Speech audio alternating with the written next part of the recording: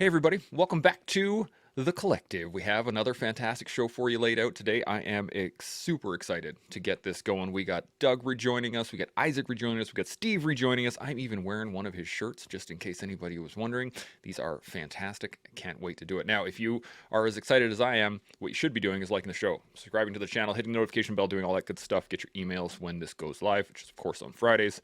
And I cannot wait to bring you the rest of this conversation. So let's jump into some intros, and then we'll carry on with the rest of the conversation. Doug, start with you. Who are you? Where you come from? All that good stuff, and then hit it. Sure. My name is Doug Patteson. I am a former CIA case officer and now businessman. I live up in the northeast of the United States, father of four, and it's the best job in the world. Outstanding. Isaac, how about yourself? Oh, I got no audio for you again. There he Well, is. no, Isaac, and I'm a Marine veteran. And after I got out, decided to go into business and entrepreneurship, and kind of acquiring companies, and then helping other veterans find their way out of the military and into entrepreneurial endeavors, mainly in the health and fitness space. And I've been coaching for a lot of years, and so yeah, it's what I like to do. Have a farm out in Missouri, in the middle of nowhere, outside of Kansas City. A beautiful wife, kid, bunch of dogs, donkeys, and all kinds of stuff. So just out here loving life. Nice. I like it. Nothing like having donkeys. I love it. Steve, Yeah. how about yourself? U.S. Army. After 6 years, I was a deputy sheriff for 24. 19 of those were on SWAT. I've been contracting overseas for the last 9 years. And we also have a ranch that we raise beef cows on with my wife and two daughters. I coach my daughters, and they compete competitively in CrossFit all over the world. I love it. They are kicking butt left, right, and center. Watching some of the videos you guys post, and man, they are just machines. Machines. Which, I mean, they come from you, so that makes sense. Absolutely. Sean, how's life out in the mountains today? Things are good, but thinking about Steve's daughters there, I do track it pretty closely, everything that Steve puts up about the girls, and I've seen them compete in a number of events now, and I like watching them in the events, but actually I prefer to watch them in the more family-oriented moments where they're training just with you, or they're training in your own little training area, and I can see the two girls not competing against each other real hard, but I can see them kind of drawing the best out of each other. But like, you've got to see the details in the moment. You've got to be able to see the invisible language that's going on between the two when they're doing their two things. And I think you capture that pretty well in the videos as well, by alternating between the two girls and kind of the looks on their faces, the body language, how they're kind of holding that handstand walk that they're doing just a little bit longer than the other one. They're kind of not side-eyeing each other, but I love seeing the competition, man. So it's great to watch your girls kick arse, but it's also good to watch the inter dynamics between you and the girls. It's freaking inspiring. Well, I appreciate it, but what the whole world doesn't see, how gritty the competition is between the two of them, because it's not always showcased on video. It's really competitive, but they each hold each other's weakness, so they can build off each other. So yeah, it gets pretty competitive. It's quite funny sometimes. I was gonna say the side eyes that they constantly give each other is fantastic. As Sean said, there wasn't much side eye. There's always the side eye. I could see it pretty. It's there. But this brings up an interesting point in maintaining a competitive level with somebody that you work with on a regular basis, that you can keep pushing each other, but not getting so competitive that you start to get agitated or emotional or enraged by it. And I'm wondering, right off the bat, first question here is, how do we keep that line? How do we stay competitive without getting emotional? If that makes sense, Steve, I'm going to start with you. What do you think? This is some topic that we cover quite a bit between the girls and I, and actually we just covered it the other night, where you start leaking in emotion, and I take my previous job versus what they're doing now, and I relate the two. So if we're clearing a house, or we have a mission, and guys get too emotional based on whatever the factor might be, or they get task saturation, they can't think through critical incidences or chaos, and they can't think. I want the girls to be able to think and be competitive through it. So we encourage healthy competitiveness, but we watch for the emotional, where the emotion starts to overtake everything, and we back that emotion down. And I had to break them the other day, and I had a little discussion as far as letting emotion. So as the kids grow, right, you learn how to shelve emotions through different tasks or incidences. And it's the same thing that I would build team guys on, as far as when they come to a team and they're brand new and they've never done a house clearing before, their emotions are all over the place. They don't even know what room they went in. They can't even recall anything. And someone that's been there, done it for a while, can recall what room they went in, what room they went in, and how the house looked. And so through that training, you start to learn where to shelve emotions. Emotions will overcarry and just basically dismantle the task that you're trying to do. So it's a natural occurring thing in humans to get emotional. If somebody is there to help guide them and learn how to shelve those emotions and where they need to be, and it's where that building phase comes in, where you're not trying to put somebody down, and you create, hey, I want task completion. That's the end goal. I want the task completed. You want that task completed. And then just hitting repetitions that are good reps over and over and over again. And then that competitiveness there helps drive oneself, where sometimes we're inherently lazy. We will only go to a certain point, and then we'll back ourselves off and say, no, we're good. When someone's with you, and we've all been there, we've all been part of a team somewhere, we're like, I don't want to, I'm going to keep going. And so that's what it's good about comparing the two together and working out together, because it gives that competitive edge to keep going, push the ability, push the drive, and dig a little bit deeper. I like that. Doug, you got any thoughts on this? Yeah, I think building off what Steve was talking about, it's understanding your why. Like, what is this goal for this thing you're hoping to accomplish? And while you do have those emotions, do the emotions as you're experiencing them take you further towards that goal, or do they distract you from what you're hoping to accomplish? And I think it comes with maturity, right? None of us knew this out of the gate. We had to be taught it along the way by guys on teams ahead of us. And so learning to harness that or shelve it as necessary. And I think it requires a pretty high degree of self-awareness in order to really get there and get efficient at it. So in my mind, it's knowing your why. What is the why behind what it is we're trying to do here, and knowing yourself, and then how to channel or shelve those emotions. It's interesting. Isaac, you got thoughts on this? Yeah, I mean, I agree with both Doug and Steve, right? Like, there's times where you can't be emotional about things. You have to look at the data, and what is the data showing us? Where are the weaknesses that we need to improve? Where are the strengths that we can leverage? Like, there's times and places for that. And then with Doug, like, knowing the why kind of goes into the emotional aspect. Like, why are you even striving for what it is that you're striving for?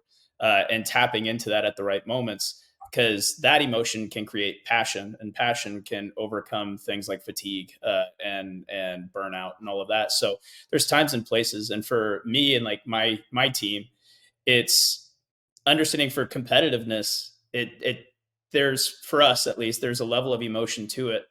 But instead of fostering competitiveness against each other, it's more so, who is it that you want to beat outside of here? Like, who is it that told you that you're not good enough? Or who is it that like wronged you in the past, that kind of is that voice in the back of your mind causing you to want to push, want to strive, want to move forward? And then can we voice that to the team and help each teammate overcome that kind of enemy that they have, and unifying together to create that competitive edge outside of our team, outside of our little unit, uh, but still having that competitive edge where there is an outside force that's acting as like that opponent per se. Interesting. Sean, what are you thinking right now? Well, I think this is good because you guys are kind of doing my homework for me to some degree, and I'll tell you why. Because at the end of March, the very end of March, I got to go to Vancouver and be part of a speaking event, where there'll be several speakers there. I got invited down, going to go do that thing. And so the individual who asked me to speak at the event said, "Hey, what do you want to talk about?" And I said, "Dude, whatever, you tell me." And he said, well, we'll figure something out. And I said, "Tell you what, why don't you figure out what everyone else wants to talk about. And if there's any gaps that you need me to fill, if there's something that you think I'll be able to touch on that no one else is covering, I'm happy to like play second or third fiddle to just fill in a tiny space that no one else is filling. You just let me know. Or I can talk about mindset. And he said, mindset. And I said, cool. So, I mean, all of us on this panel could talk about a number of subjects to include mindset. And so it's not that I got anything special figured out, but I have been in the game of mindset for quite a while. So I started thinking about it this morning. And I actually, Chance, why don't you pull it up on Instagram in my stories? That'd be fantastic. Thank you. I put up a tiny little 10-image series from just different races that I've been to around the world, different 24-hour solos. And some of them are world championships, but not all of the images are from world championships. And I put the 10 different photos up with not a lot of verbiage, because what I said in the verbiage was words to the effect of mindset and ultra endurance racing. Take a look at the images, see which one represents sort of that gritty, driven, focused mindset that you would think categorizes this sort of event. That's the loose verbiage that I was going for. But it's not that I wanted anyone to choose their favorite photo. What I wanted to do, and Doug, I think you'll appreciate this, because I believe that you might be the person on the panel who most or best represents this attribute, and that's being able to read body language, being able to look at something and determine rapidly what's going on with that individual in that moment. What are they representing? What is the near future for them? Mm-hmm. Or what past have they just come out of? And ascertain what that person's general vibe is. And so I was trying to capture mindset photos in this 10-image series to put out there to have people. It's not that I want them to look at me. What I want them to do is what Doug's doing right now. He's analyzing the imagery to get a certain read on the situation. He's figuring things out through the visual medium, which I feel not enough people do often enough. And so it's not just about the body language in all of these images, it's also the determination. I wanted people to look at what I'm doing and see in their own mind, when was the last time I looked like that? When was the last time I felt like that? When was the last time I evoked that emotion? When was I engaged? When was I driven? When was I, etc.? And so I'm not trying to impress anyone. I'm just trying to have people sit up and pay attention. Thank you, Chance. To the idea that this is what I do when I'm kicking ass and focused and motivated and got the right mindset. This is what I look like. This is what I feel like. This is what it feels like. When's the last time you felt like that? That's kind of what I'm trying to put across to the internet as not a challenge, but just to start a conversation about mindset over the next few months. So that was my first shot across the internet bow, as it were. And I'm just wondering what you guys think about this subject of mindset and how to explain it, maybe through either the visual medium or the spoken medium or the video medium. What do you think has the most impact for you throughout your lives, maybe, is the question I'd like to ask in respect to mindset. I like that. Let's start with Doug. What do you think? I mean, it's such a great topic. For me, what's been most impactful have been people who call me on my bullshit, right? People who are willing to hold me accountable in ways from a mindset perspective, particularly because you're going to have a mindset whether you recognize it or not. And so people have pulled me aside and said, you need to develop the right mindset rather than allow circumstances around you to wholly shape it. Don't give up personal responsibility in developing that. So develop the mindset you want in order to achieve this goal or accomplish this task rather than to just float along. And so I think as I've worked with people who I mentor, people who I've worked with on teams, my own children, a big part of that is teaching them how to control the controllables in the construct of mindset and working through that. Because we all know we're going to face these challenges that we didn't plan for when we set out the door that day. We know that the plan's not going to go exactly like we thought it was going to go. So mindset is going to be what gives you that platform, or at least a significant component of the platform from which you react to those changes around you. As to video versus, still photos, I don't know. That's an interesting idea. I like the idea, particularly the idea from a pictures perspective of looking at folks in their unscripted moments, right? Where they didn't know this was being taken. So there's no posturing taking place. Looking at the videos of Steve's family and his daughters in CrossFit, like you can see in their faces, how they're doing that day and what their mindset is. And for that to be unscripted is key to establishing mindset. I like that. Isaac, you got any thoughts on this?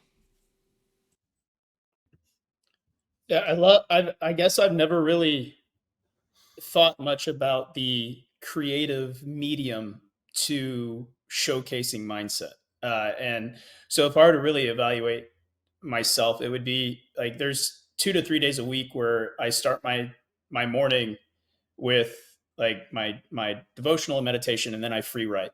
And the free writing is me just kind of word vomiting into a note on my computer of just how everything's going. Like there's no thought process to it. Oftentimes I even start like, I can't believe I'm doing another free writing. Like I don't know if this works, and then suddenly it's like 3 pages long of just notes. And going through, I'm really able to see the frame of mind that I was in those days, in those moments, like the weeks where things just weren't lining up, where Murphy's Law was going at full capacity and like just nothing seemed to go right. And those moments where I can pinpoint times where I was like a little bit too weak, or times where I actually was like passion was kicking in and I was starting to be like, hey, no, it's going to move forward. I see all the data points that can align. I just have to align them and putting those points together. And then times where things are going well, and I can even notice where I start to self-sabotage within those notes, within those journals. So I'd say the medium of evaluating mindset for me would be like written word. I like that, Steve. What are you thinking? I love mindset. We talk it quite a bit in my house, and I'm a mindset coach. So everyone has their own little take on things. Basically, in a simple term, and how I explain it is the mindset has to be strong, because the mind is the first thing to tell you, I don't want to do this anymore. I have felt pain. I don't like it. The body can continue on. How to match the mind and the body together, not letting the mind override the ability of the heart to keep driving. And so I instilled that for like athletes and teammates along those years. So with the girls though, what we do is we look at mindset as an athlete, and then we look at mindset as a coach, because they're kind of how you're trying to help someone when you're coaching them. And so we use, like Sean was saying, we use video to look at, or still pictures on the internet of competitions. And I'll read body language, because I did that for so long. And I'll ask the girls, what do you see in this athlete right here? And you can see non-confidence, or you can see someone's that's like depressed because they're not doing good. They missed a lift or something. And it affects everybody. We look at ourselves too. So don't think that we don't dissect ourselves. We 100% do. And I show them, I can just look at the mechanics of your body and how it flows, and I can tell you automatically what you're thinking. And pretty much we're right on. And I want them to develop that skill, because if you, on the coaching side, if they're coaching somebody and someone is not getting it, what do you typically see? You see frustration. How do you coil that frustration down to not get emotional, to not override the task at hand, to complete the task? Is you bring them back down into somewhere where the emotion is downplayed a little bit, and get them more focused on. And so we read, we look, we view, even out open, we read body language every day. I taught the girls at a very young age what to look for, how you're reading someone, with the notation of, you might be wrong. So be careful of, you got to make sure certain factors are piling up in your favor before you make a conclusion. But a fast, hasty conclusion sometimes can save your life. So you have to make a fast, or if you want to build one, make sure you're building positives along the way to reinforce what you're seeing. And so, and then again, we video themselves. We dissect their video constantly. I watch them and I tell them, This is where you quit mentally, and this is where you quit physically. And then they know the difference between when the body quits physically, it can't hold out for another rep overhead. It just can't do it. The body, the arm gave out, the leg gave out, whatever. Versus, they possess the ability to do it. They have the strength to do it. They have the endurance to continue on. However, the mind didn't want to do it, and they felt pain, so they cut it short, and they allowed themselves to fail. So it's brutally honest in my house, which is good, but it's not done in a way where it's derogatory.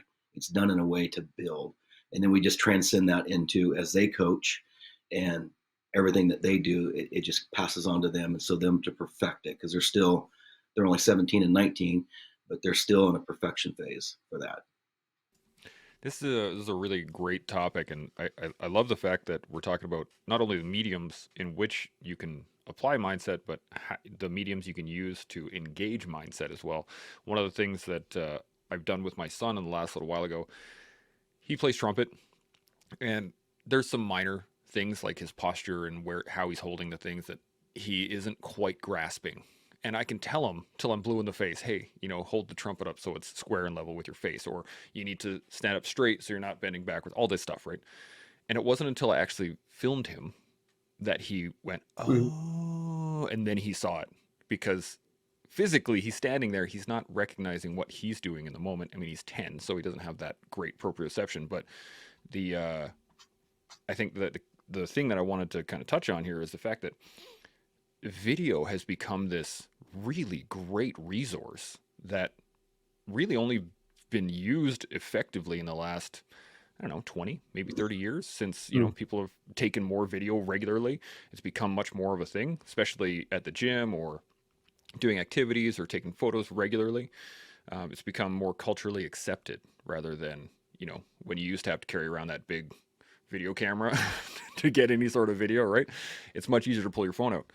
So I want to ask you guys how much do you think that the medium or the digital medium has affected how we engage mindset on a regular basis? Because comparison is also the thief of joy, right? So if you're watching other people do stuff that you are incapable of at the moment, or you want to strive for, both sides of that, like there's positives and derogatory portions of that. Not derogatory, but you guys get what I'm saying.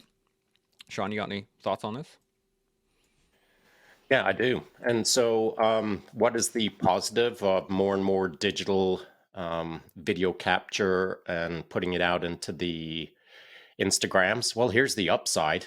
Us having a conversation about it right now, which didn't occur 10 years ago. No one kind of talked about this stuff, the advantages or benefits of capturing performances on video and then analyzing post-event. I do it every day.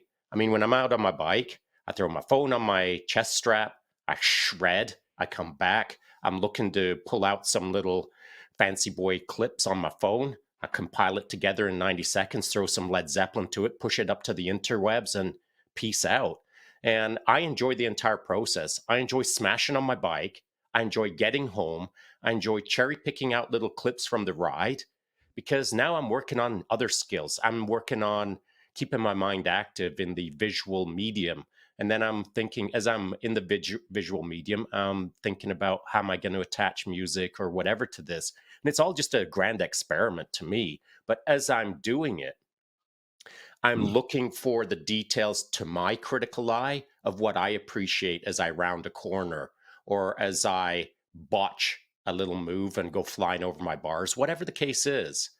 When I'm reviewing my video to put up a clip, I'm riding twice that day, once physically and once mentally. And I, every single day, get better on the bike by demonstrating every day that I'm riding my bike, if that makes sense. So it's not the internet that is benefiting it from it as quite as much as I'm benefiting from it. And I think that, if you gave your son a phone and he put that phone in front of him for the trumpet and started recording himself, within a year, he'd be doing exactly what you're doing right now, Chance Burrows, with your daily journals. You're looking for all of the different angles. I remember, when you first started, it wasn't quite boring, but it was your first kick at the cat. And it was kind of SOP, standard operating procedure. Then 5 or 6 iterations into it, you started getting all fancy boy. You started doing all of your different angles, all of your different kind of creative collection of the same moment that you'd been doing for the last several days. The moment hadn't changed. It's how you were capturing it and how you were viewing it from an external perspective. And so your son is already learning how to see himself from the external view, looking at himself by seeing what you're doing on the daily, if in fact he tracks what you're doing. And if he's not tracking what you're doing, it is kind of your job to say, hey, just sit down with me for a sec. Let's review the last 16 days of my daily journal. And we don't have to watch every one. We're just going to watch the first 5 seconds. Bam, bam, bam, bam. All the different angles that he gets to see how you're viewing your world from an external perspective. So you can tell him all day long how to play the trumpet. But the best way for him to learn how to play the trumpet is to see you play the trumpet. And if you don't know how to play the trumpet, the next best thing is for him to see him play the trumpet, just as you described. And for him to build out that ability, he's got to see that it's not a two-dimensional view where you put a phone in front of you directly facing onto your nose and that's it, that's all, a flat perspective. He's got to understand that it's a 3-dimensional perspective. He can put the angle in a 360 all around him or a top down. He can put that camera on the phone and view up. He can put it up on a shelf and view down. And I think that kids, until they start understanding the visual 3D construct that they can play in, will always think 2D. Does that make sense? Yeah, I'm tracking. Isaac, you got any thoughts on this? Yeah, I think it's interesting to put the 3D perspective to it. I grew up, watching anime and cartoons that were mainly like 2D and thinking, it's just what you see. And now one of my younger brothers, he's a 3D animator, and I'll sit and I'll kind of watch him, work his craft. And what you think you see on the screen as a viewer is like 1/10 of what's actually there. When he's animating, the entire scene is there. You might just see a face forward shot like this, but in the back end of things, when he's creating it, you see the entire body, you see the entire room, you see the couch on the other side of the screen, you see like all these things that the viewers will never see ever. It will never be a part of the scene. But the animator is putting all of this stuff together. There's so much that goes into creating that one scene, that one frame, that the viewers will never get a glimpse of. And so the amount of creativity that happens off the screen it's pretty cool to see. Like, if we just change the angle, how does that change what we view? If we just change our perception, how does that change the outcome of what we saw? And so it's cool to put that 3D perspective, because it's something that in application might seem so simple, but it might be that you're looking at you doing journaling from head on, and it just looks like you're journaling a normal day. But then you look at the side, you notice that you're slumped a little bit more, that you're actually a little bit worn out that day. And then you can go into, okay, well, what did I actually write that day? And you notice that it might be something that's out of the norm. And you can use that body language and then what was actually done during that journaling to evaluate what was going on in my life at that time and how did I approach it. And so I think there is something good about, looking at the different angles of this. And when I used to work with boxers too, I would have them watch videos of their opponents that they were getting ready for. And they would think, okay, yeah, just to get technique, to understand where they're slipping or how they jab. And it's like, no, I don't want you to just watch their fights. I want you to see them outside of the fights. Look at their social media. What are their mannerisms like? How is their temperament? How is their temper? Like, how is it that they interact with other people? Because if you can understand that, if you can understand how they are outside of the arena, you can better dictate how they behave in the arena. And so that you get a glimpse of that through that digital medium. So I thought that was a really great way of looking at it from a 3D perspective. I really like that. Steve, what are you thinking? We love video. We dissect it quite a bit. And for self-correction and self-build, it's mastery, because you can get the macro and the micro effects from it. So you can slow it down, you can draw angles on it. There's many apps out there that you can use that we use. And so if you're looking for a specific lift, we'll slow it all the way down. And so the micro will work from the basics to the macro to the full lift, right? So how the bar comes off the ground. And we'll see what body part rises first, where the eye may not pick that up when you're watching it in front of them. The eye picks up more macro and some micro stuff when you're watching it just one-on-one. But the video breakdown is amazing, and we use it quite a bit outside of athletics or performance. So kind of like watching an incident of something bad happening, and you're going after a bad guy. Sometimes you want more because you're not there.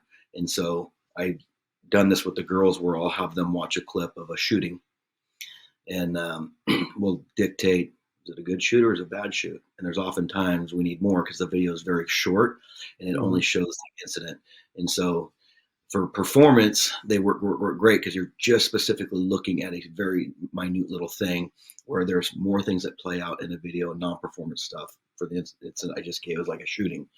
And so you can read and you can kind of summarize, and sometimes you're right and sometimes you're wrong if you can get more information on those more bigger, large scale incident stuffs like that. But for video, absolutely love it. We use the Coach's Eye as one of our apps, and Sean and Isaac said it both. The angles are yes, love it. We'll do a 45 offset angle on a lift, depending on what they're doing. Sometimes we do straight on. Sometimes I will actually view them from the back to show how even they are on the lift, coming from the ground up overhead, where you can see the left side or the right side of the body moving faster than the other side.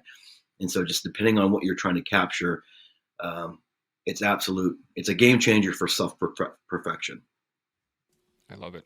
Doug, what are you thinking? I saw you taking notes earlier. I was taking, I got lots of notes. On the idea of video, one of the challenges I think about a lot is that teaching mindset can be hard, right? Because if you're a runner and you want to run, you have to run a lot. You want to get out there and you can set goals and you can run it. If you're going to lift, like you're going to get a coach and you're going to lift starting at one weight and move to a different, people understand those concepts. I think learning how to build mindset is a harder subject to grapple with. Video is a useful tool, I think, in that, but you have to apply it in areas where they have opportunities to also see how the mindset impacts those things. You have to, I think, to develop mindset, you have to do harder things than you're used to doing. You have to set out to do stuff that's not easy. Otherwise, you're going to erode, right? There's some laws of thermodynamics that come into place with kind of erosion of skill set, et cetera. And I think mindset becomes similarly thought through on that. I mean, you guys have talked about selection before, for various units, and virtually everybody who enters a selection program physically is capable of completing it. It's the mindset that makes the real difference on whether they make it through or not. And the percentages are so small, that shows us definitively how important that mindset is. So how do we build in that same emphasis on mindset training in addition to learning those physical skill sets and whatever it happens to be, whether it's a weightlifting program or an athletic program or at high school or selection into a unit. And so I think those are all things that have to be thought through. But I want to push back, Chance, on something you said earlier. You talked about comparison being the thief of joy, which is a mindset problem, right? In my mind, comparison is a thief of joy only if you let it be, right? Because I want to always play up. So if I can't look at those folks who are ahead of me on this path, that are ahead of me on this walk, and see a vision for how I can begin to tackle that problem to get where they are, if I can only see that as being a thief of my joy of where I am today, that's like literally a mindset problem defined. I love it. I'm glad you jumped on that, because that's what I was going to go to next. But Sean, you got thoughts on that? I do, and I am in line with Doug. When you said that, Chance, I was nodding, thinking, "Oh, we're going to have to dig into that a little deeper into the episode," because I think that So in my post this morning that I put up on Instagram about mindset and ultra endurance racing, I rewrote it 2 or 3 times. I rewrote it 3 times, and it's not like I wrote a lot, but I had more verbiage on my first effort to put that up this morning, because some of the verbiage included this. In order to compete at 24-hour solo mountain bike racing, you've got to have discipline, focus, you've got to be driven, and ... You've got to be in it to win it. Now, I built off of that. And then at the end of it, I thought that's probably not going to sit very well with some people who feel that perhaps I'm pushing out an agenda of, unless you're winning, you suck. Or if you're not highly competitive, you're a loser. I didn't want anyone to misconstrue whatever I was going to type down. What I did want everyone to understand, though, is that the mindset that it requires to complete nonstop 24 hours of anything, I mean, sitting on your couch for 24 hours and not moving, you won't complete that unless you establish I'm in it to win it. Because you'll quit at 12 hours in, you'll quit at 13 hours in, you'll quit at 17 hours in, just sitting on your couch. 19 and a half hours in, you'll quit unless you're in it to win it. And in it to win it for you, I'm not talking about beating everyone else around you. I'm talking about on the start line, you say to yourself, I'm going to win. Whatever that means to you. I'm going to beat yesterday, Sean. I'm going to beat today, Sean. I'm going to beat tomorrow, Sean. However you've got to frame it. It doesn't mean that you're got to beat the entire race course attendees. What you've got to do is beat you. And before you can start beating you, you've got to adopt the mindset of, I'm freaking in it to win it. I'm in this one to set a new world record for me. I'm going to turn out another lap. Last year, I only did 14 laps. This year, I'm doing 15 laps. That's it. That's all. In it to win it. However, the moment that you throw that out there, it starts creating division or alienating people who haven't yet developed a competitive spirit, a healthy competitive spirit with themselves and with those around them. I've said it in the past. Sometimes I've lined up to start lines at 24s, looked down the line and slit everyone's throat in my mind, like that competitive. That's not really healthy, but sometimes I've done that. And I had to do that in order to understand that I don't have to be quite as mentally aggro in my mind. They're just normies. This is what I said in my mind. But I think you've got to show up with a certain attitude towards violence of action, for lack of a better term. And by that, I mean, like, you're not punching everybody in the throat, but you're out there aggressively attending to what you're supposed to attend to. If it's a competition or it's a practice, if it's a recovery training session, Steve with his girls, if they've got a recovery hour, that means they attack that recovery session like a champion with a winning mindset, in it to win it. But that doesn't mean that they're doing all the upside down knuckle push-ups. They could just be stretching, but they're stretching like a champion. They're stretching like they want to win this year. And so in it to win it is what I kind of wanted to build off in my IG post on mindset. But I think I've got to construct some language before that idea. Maybe several weeks from now, we'll start talking about in it to win it, so that I'm not creating division. For now, just doing your best is maybe the best message on round one across the bow, as it were. Doing your best, eh? Interesting. That would be something that you said on a regular basis. But Steve, what do you think on this? I like what Sean was saying, especially for you beating you first. And that's kind of what we did with the girls there. As they were very young, we started into matching them what they could do last week versus this week before we even started looking at, like, you need to beat this person. I was trying to grow them so they wouldn't get hurt physically and I wouldn't damage their mind mentally, where you override the brain so much of winning that it just doesn't become fun anymore. That time will come. So we built from the competitive side of they're competing against themselves. And once they started to show a sustainable pattern with that, then we started moving towards, they started competing against each other. And of course, one was 2 years older than the other, and one would win on something. And we'd have to make mention that, hey, you're good at this, but can she beat you at something else? And then we'd showcase that, and it would kind of put it in perspective, like, oh, everyone has strengths and weaknesses, right? But we started building the healthy competitiveness between the two of them. And then when they started competing, was really when a showcase happens, where everything that you've tried to build and everything you've competed with your sister, although sometimes not a good match when they're very young because of the age difference, because of muscle maturity, you realize, oh, I either suck really bad or I'm actually pretty good or I'm middle of the road. And it's kind of a guidance of where you're at competitively.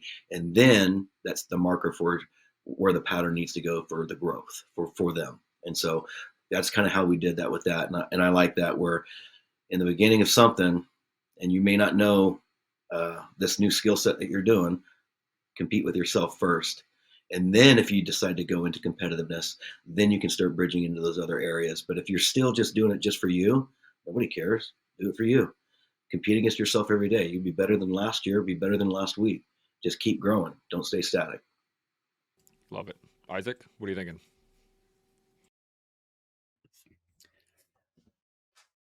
There's a lot that could go into this, but I'll try and keep it brief, because I love what Sean said about like comparison being the thief of joy, and same with Doug, showcasing that like you have to have some kind of thing that's beyond where you are now to look at, to emulate, to kind of go after.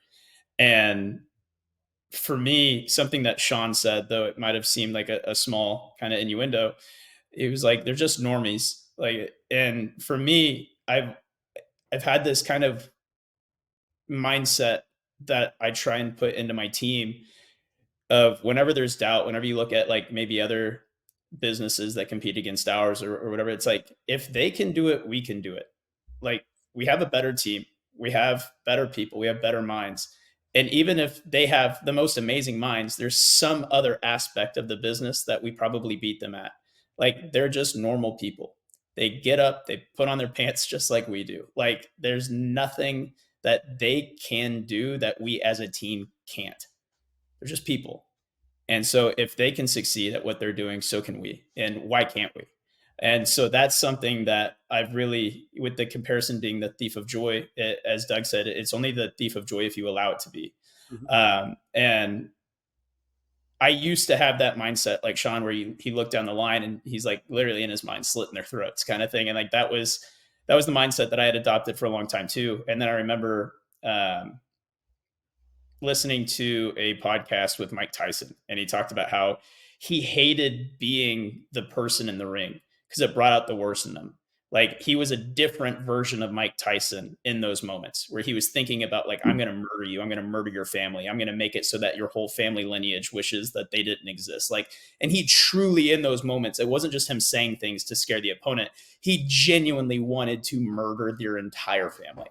And he realized that that person that he was in those moments is not the person that he's proud of being now.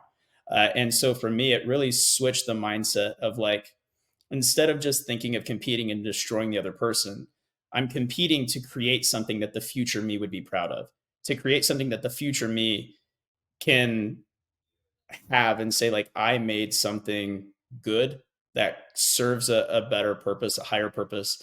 And so, but to do that, it takes looking at the competition as normies and thinking like they're just on this journey too. And if they can do it, I can do it too. It's not like I'm trying to kill them or completely obliterate them. It's like, no, I can just probably do better than what they're doing with the team that I have. Interesting. Doug, you got any additional thoughts on anything that's gone over so far? Yeah, I remember a time in a discussion with my son where I actually did steal his joy on a comparison basis, right? So, and it wasn't my finest parenting moment, I don't think, but he was talking. He was maybe, I don't know, 9 years old. He was talking about how when he grew up, he was going to be shortstop for the Red Sox, right? Lots of kids, have these athletic goals as they're younger. And I thought, okay, he said this a few times. I want to talk through him about this. So I looked at him and I said, so what are you doing today for that? And he said, well, what do you mean? I said, well, do you know what it takes to be a shortstop for the Red Sox? Like, what do you got to run? What do you got to throw? How do you got to hit? Like, do you know those things? He goes, yeah, I know that, this player does this and that player does that. I said, okay, cool.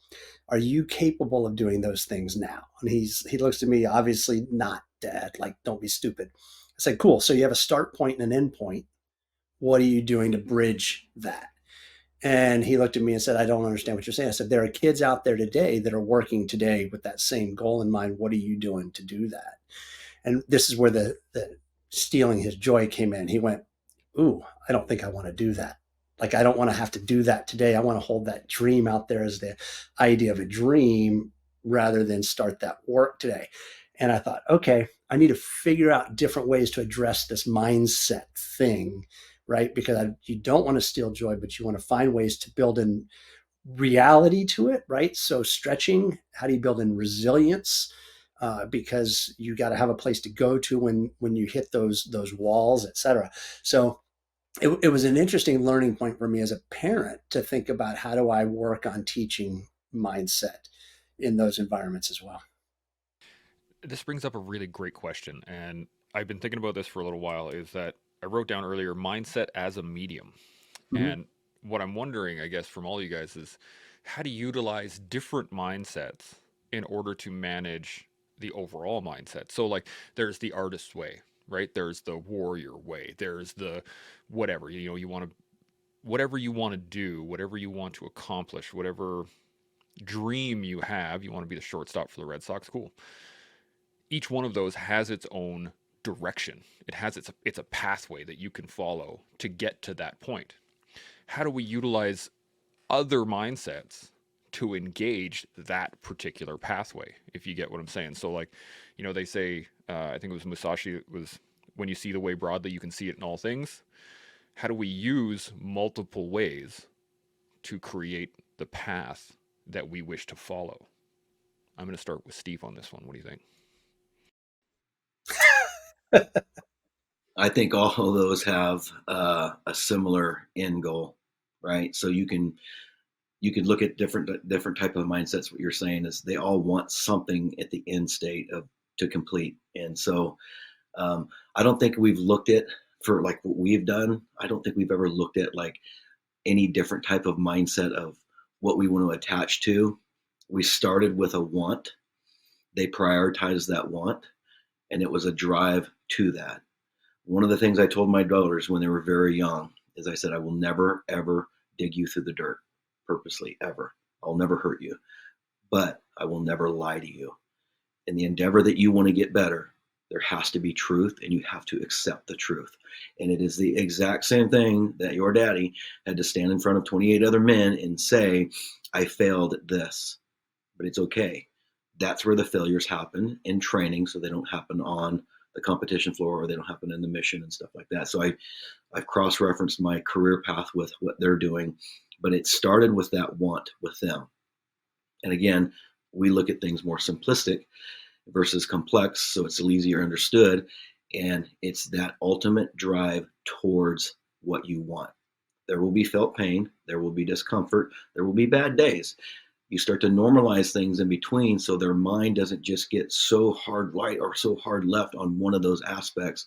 An example is they go in the gym and, I don't know, they can't deadlift 300 pounds. It just doesn't feel good. Okay, so do 280. But no, and some days you just don't have it. I mean, some days you're just not out. Like I went to the range one day and I didn't shoot good. I mean, it happens.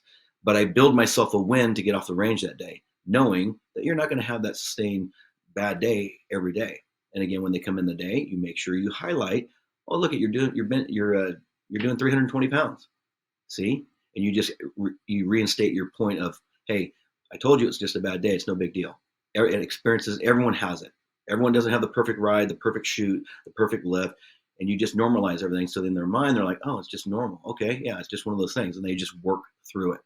But ours is just driving towards something that you want, and then just trying to how to manage the mind to hold on a little bit longer under for their pathway of felt pain, right? Because that is typically the first thing that just stops everything, the mind. And so we just try to manage that. We don't overload it all at once. Interesting. Isaac, what are you thinking on this? I really appreciate the mindset, like the different mindsets. And this might be an unorthodox approach, but one of my mentors, his name's Alvin Brown. When I was kind of seeing myself raise up, I guess, in the ranks of entrepreneurship and starting to work with companies and having companies that were doing a little bit better than I'd ever experienced before, I found myself kind of self sabotaging in certain areas. And so I was sitting down with him and he was kind of just evaluating my mindset around things. And one of the things that he said was, like, how long have you been out of the military? And I was like 3 years at the time. And he said, would you say you still have that like warrior mindset all the time? I was like, yeah, like it just doesn't simply go away. Because, well, would it make sense that if you always have that warrior hat on, you're always going to be looking for a war, even when there's none around? And I said, that makes sense. He goes, maybe it's time that you take the hat off for a little bit. It doesn't mean you never put it back on, but you need to understand that there's other hats that you should be wearing. And like he helped me kind of construct these alternate personalities, per se, these hats. So it's like there's a time where I'm at home and I have the husband hat on, where I'm not that intensity, that fire, that like drive for work. Because if that hat's on, that consumes me. It's all I do.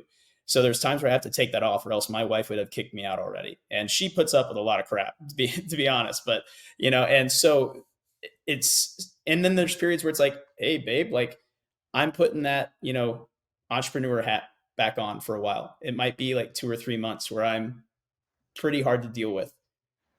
Like, let's have that understanding. And I promise at the end of that, I'll take that hat back off and put on the other hat. And it's like, there's that clear communication. But for me, it allows me to get out of a certain kind of mindset and tap into a full other mindset where it has its own specific mannerisms. It has its own specific kind of neural pathways. It has its own specific problem solving skills. And it, for me, with my personal life experiences, it's helped me be able to manage all of these different things. Whereas before, when I was just trying to do everything with that one kind of warrior mindset, I would fail at all of my social stuff. I would fail with certain aspects of leadership because I wasn't leading just Marines anymore. I was leading like normal civilian people who didn't have that same kind of frame of mind. And so that's kind of how I approach now the idea of using different mindsets. I allow them to be unique and to be specific, but I don't carry them all with me all the time. Interesting. Doug, what are you thinking? The thing that keeps flowing through my brain on all of this is the intentionality behind it, right? So listening to Isaac talk about the hats, that gives us a specific language or specific mode to think through. And I think it's a very useful visual image to do that. And what Steve was saying was about knowing that what goes back to understanding yourself, right? So it's, what is it I want? Why do I want that thing? What are the things that I'm bringing to the table to achieve that? And then I think a key component is, how am I handling the road bumps, the distractions, the things that don't go according to plan? I've got to be able to work through those and dig into that mindset. And so it's an intentionality on that. And I think the other piece of it is I don't know how anybody does this solo. Right.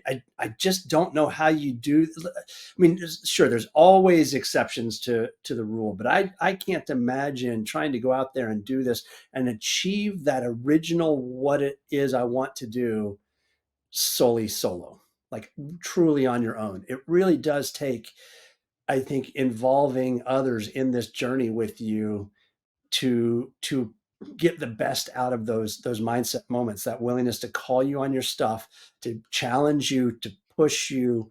I don't know how you do it solo. Yeah, that would definitely be a lot harder. Sean, what are you thinking on this? Tell you what, I wouldn't mind having the opportunity to have done it solo so that I could do an A/B comparison, just out of scientific curiosity, you know what I mean? But of course, it's an impossibility. My mindset is really a result of Sean and then all of the people that he's met in his life. That's my mindset. My mindset is being created day after day, year after year. but then it's being created through talking with you guys. I mean, tomorrow my mindset will be just a tiny bit different. And it doesn't mean that my core mindset changes. It means the nuance of it. A nuance for me nowadays at 60 is different than a nuance at 30. The granularity of my understanding of my mindset is way different than it was at 30.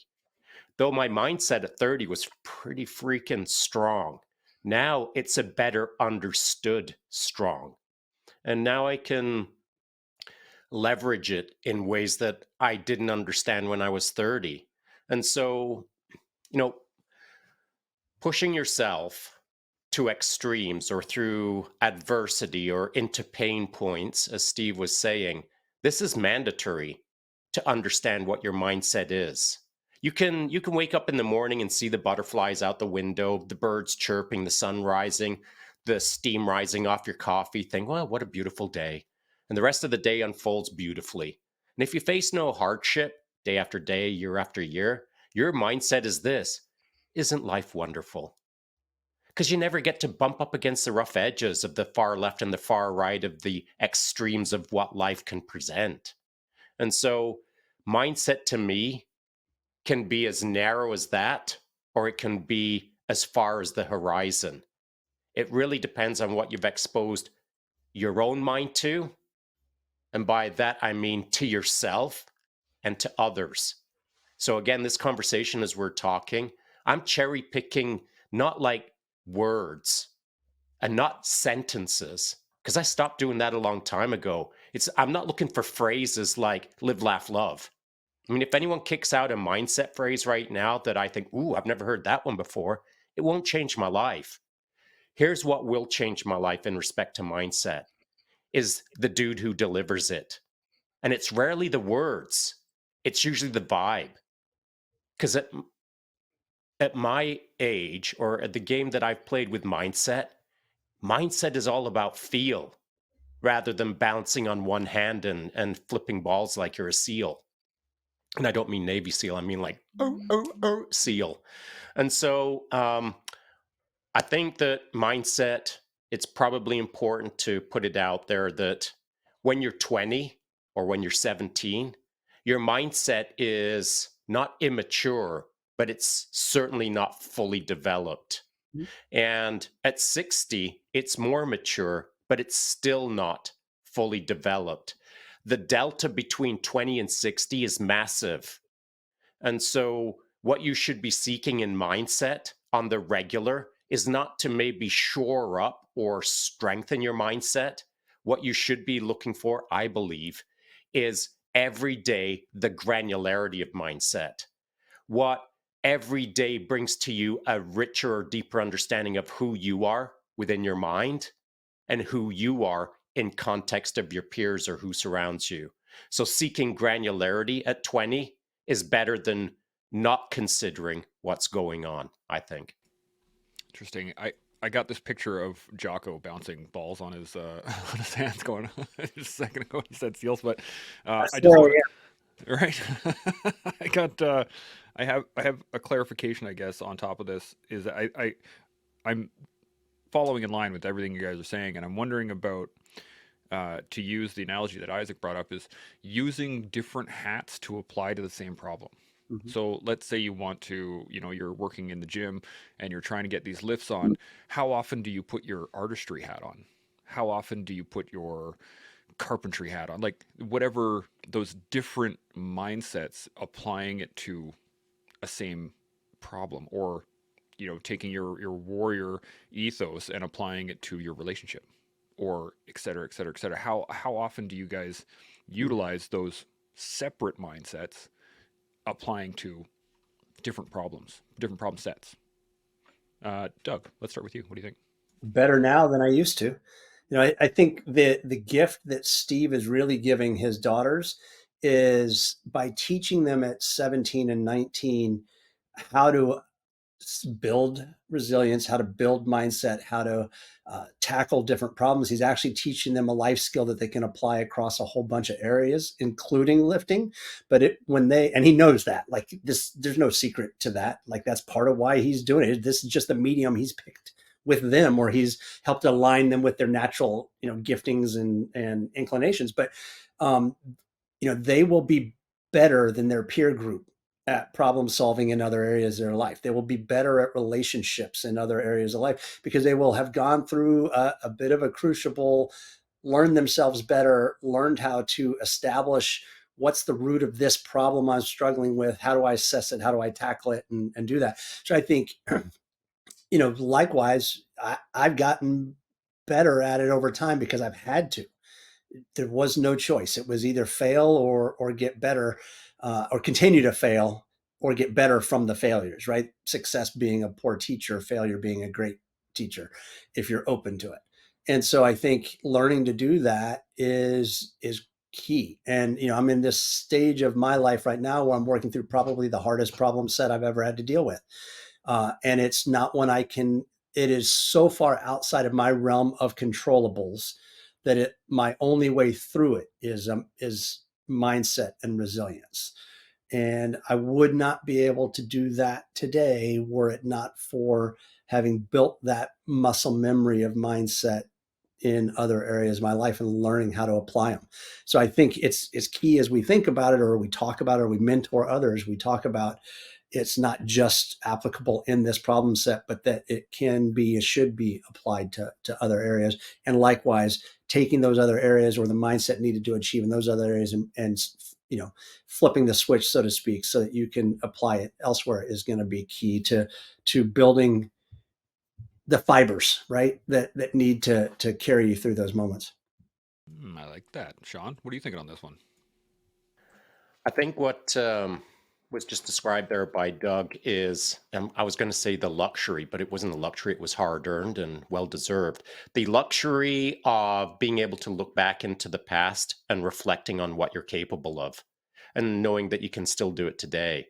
And so the mindset that Steve has got to apply, or sorry, Doug has got to apply, the mindset that Steve has got to apply with his girls, these things are not like guessworks. It's not like either of those two men grabbed a random book at their public library, flipped through to page 37, cherry picked out a morsel of wisdom, and then started applying that randomly throughout their lives. What they did through a body of work, through their careers, they learned how to be mindful and leaders and use mindfulness in that capacity to help others, including themselves.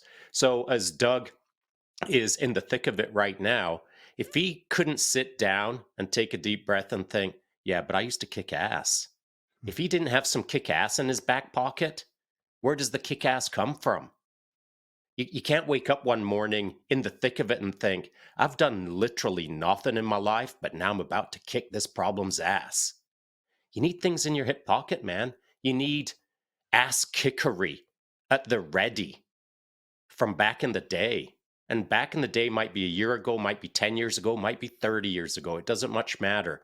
But you've got to have done something in your life to be able to do something with your life in the future, in the now, to rely on yourself, to have the mindset to be able to think to yourself, I got this because I had it yesterday. I got it today. What was yesterday? Yesterday was the day that you kicked ass. And today's the day that you kicked ass. And that's what we all need, is that self-belief that I got this because I got it then and I got it now. Yeah, 100%. I was going to go to Steve, but he disappeared for a second. So Isaac, what are your thoughts on this one?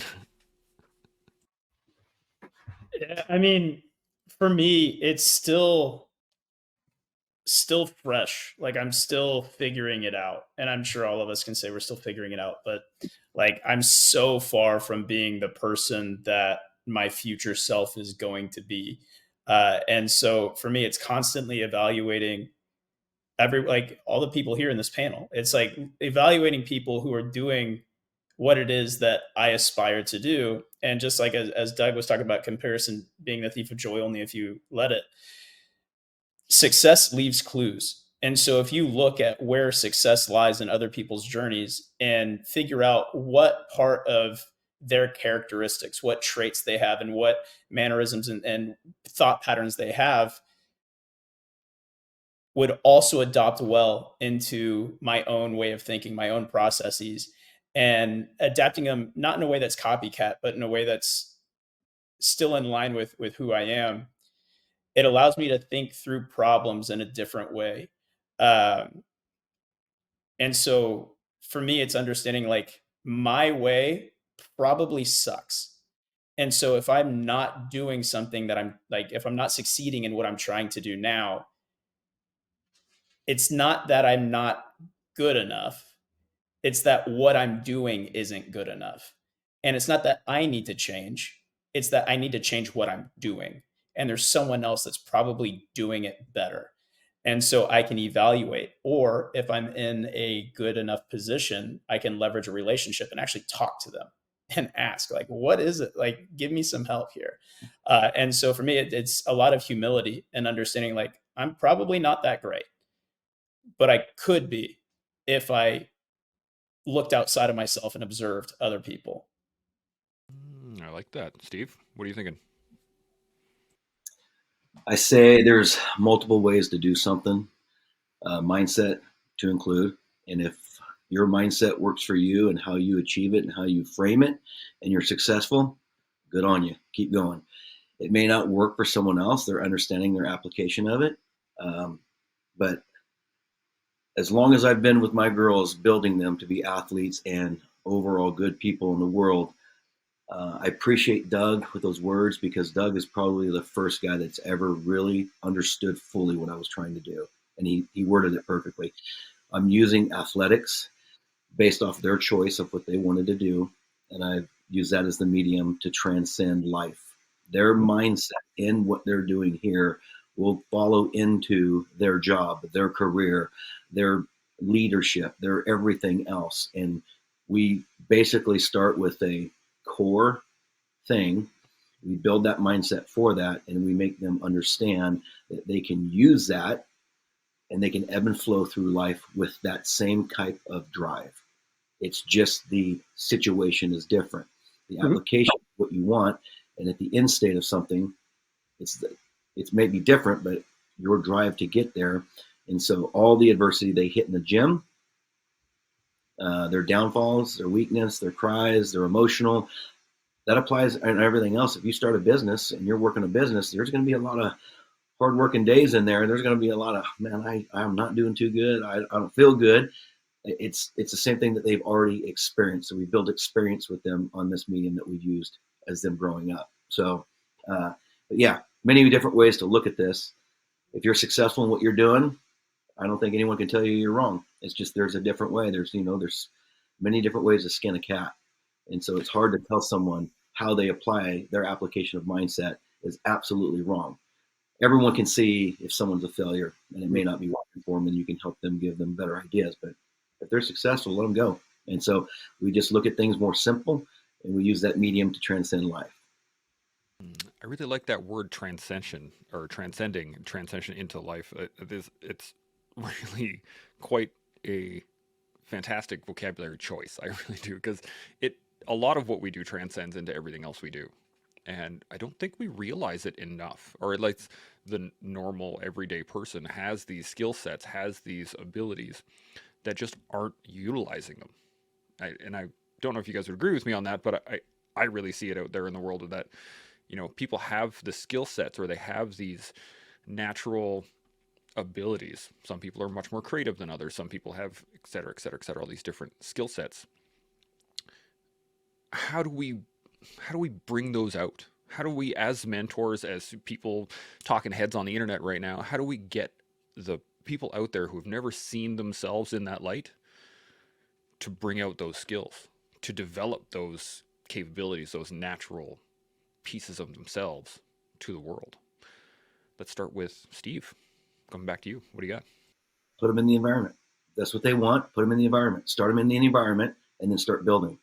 And you explain to them just like anything else. When they started doing math, they sucked at math, right? But they got better, right? Repetitions get you better. The more times you do it, the better you're going to get if you apply it in a correct way. So as long as you have a good mentor or coach, that's not going to steer you wrong. But if someone's wondering how to become something and they want to try it, put them in it. Let them go. And then start building from there. It's just like anything we've ever done as humans. Walking, we fell, and then we started walking, and we crawled, and then we walked. It's driving. We weren't very good at driving, and then the repetitions and good instruction, we got better. And now you're 50, 60, 70 years old. Yeah, sometimes you think you're Dale Earnhardt Jr. out there running around, but you're better. You're way better than you were at 16, right? Through experience and application of what you're trying to do. And I just try to bring things down to a normal aspect of, oh yeah, simple. A lot of things in life are simple. We complex it. We add too much complexity sometimes, and we oversaturate ourselves for no reason, right? Isaac said it perfectly. Hey, we're just like these guys over here. They're good, but so are we. If they did it, we can do it. Don't discredit your own ability. But if you want to know your ability and how far you can go with your ability, put yourself in a position to test it and go forth. And for whatever you do, let your actions show your intent. Me watching Isaac perform, or Doug, or Sean, or you, I'm going to know based off your actions what your intent is. And that's what I strive for my daughters. I've used that forever with my daughters, is to let their actions show their intent. Don't run your mouth. Everyone will know by your actions what your intent is, and go, right? And fight with you, and barter with you, and work with you to become better at whatever you do. Yeah. I like that. I like it a lot. Doug, what do you think on this? So when I think about how you're helping somebody else figure out what that thing is, I think I've got to spend the time to get to know this person. I've got to spend the time to invest in them. What I particularly on the mindset front, one of the things I try and understand is what background they come from, what families they come from, and try and use pieces of that to expose to them things they're potentially capable of. Growing up myself, as Sean mentioned, my ability to look back and see the hard things that I've gone through and leverage that to get through hard things now. One of the ways I was able to do that even then was because I looked at my grandfather and saw the hard things that he'd done through and went, that's I'm flesh of his flesh. I'm bone of his bone. He could do those things, and I can see me in that.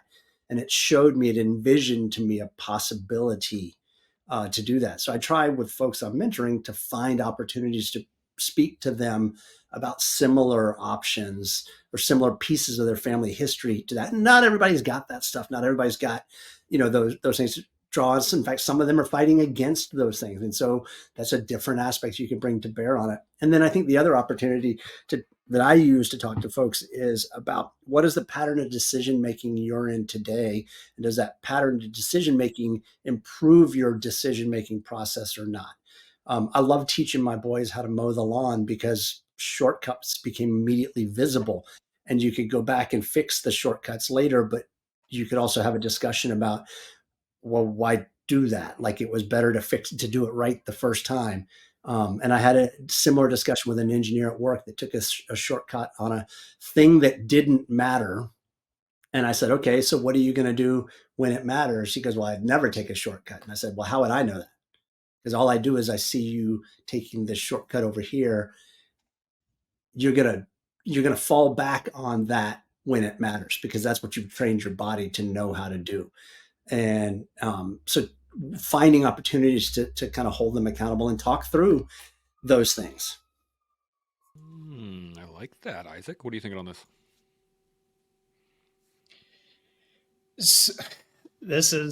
It's a great conversation, and I find myself just kind of really enjoying the moments like that Steve and Doug and Sean and you, Chance, are bringing up. And so for myself, it's understanding, like, there's so much to success of mindset that are held within other perspectives. And so whenever it comes to helping someone else build up some kind of mindset, I always tell them, like, who's in your circle? And you've heard that cliche saying, like, show me your friends, I'll show you who you are, or you're the sum of your five closest people. But it's it's not just that. It's like, show me your friends and show me what you consume on a daily basis. Like if I were to look at your search feed, what's popping up? If I were to go into the books on your shelf, what am I going to find? If I were to look at the people that you've called the last five phone calls, who am I seeing? Uh, if you don't have a high value circle or a high leverage circle, you're probably not going to be where you feel like you should be if you're on this path of success or trying to find some level of success with your mindset, especially. So it's surrounding yourself with people, like Sean, like Chance, like Doug, like Steve, just finding people that you can converse with. And it's not even that they have to be close friends, but it's just people that you can look up to, that you can talk to, that have already transcended to that point that you're wanting to be at.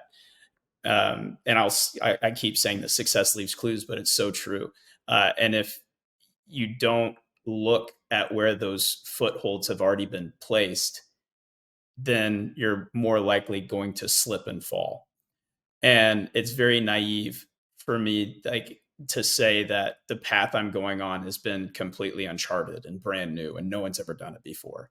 Like, sorry, Isaac, you're not that cool. Other people have done it. Use that. Use that. And if you go in with a genuine curiosity and willingness to serve, you'll be very surprised at how much people want to share and want to help and want to mold and want to mentor. And so whenever I'm helping someone kind of build this mindset, it's understanding like, hey, you're coming to me for help, but there's other mentors in your life that you can pull from as well. And then also looking in the past, of success does leave clues. Let's look at the data of what you've done up to this point. There's probably good things that you've overcome up until now that we can take and extrapolate and say, like, you've had this success. No, it might not be in a specific realm of what you're trying to do now. There's still parts of the mindset of that success that carry over. And so it's looking at your circle and then looking at your history and what you've overcome. Absolutely. Sean, what are you thinking on all of this? The people that I like to track are people who are multifaceted successful.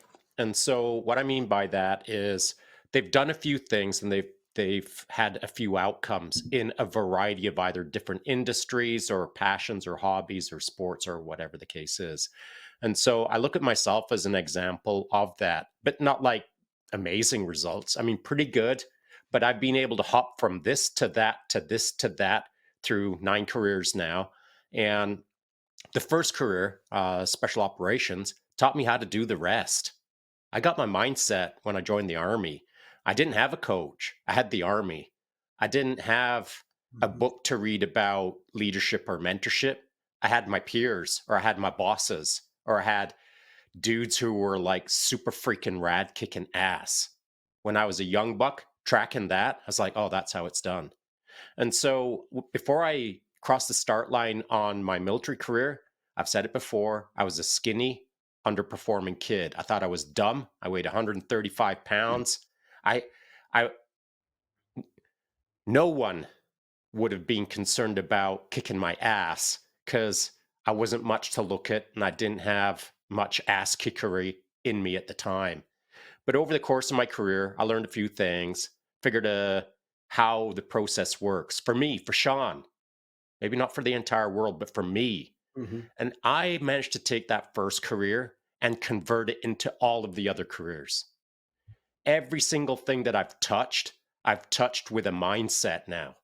And so the mindset creates the results over a period of time. And it's the timeline that kind of screws things up for people.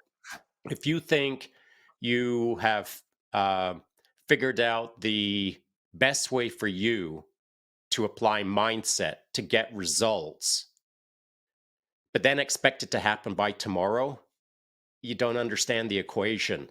You might have it all figured out, but you still need time. You still need timeline in front of your nose. And that might be a year, it might be 10 years, it might be 30 years. Eventually you'll get there with the right mindset, the right path. And my path, as I look over my careers and applying mindset throughout it, my path has kind of been shaped mostly by Sean, but it's been shaped by my freaking friends, by my circle that I've walked this path with, people who've got onto the path with me, and then 12 and a half years later stepped off the path and they continued on their way and I continued on mine. It's not like we punched each other out and never spoke again. It's just people separate. People follow their adventurous path. At least that's what I do. And my adventurous path is being wending its way in directions that I just really mostly don't know at times.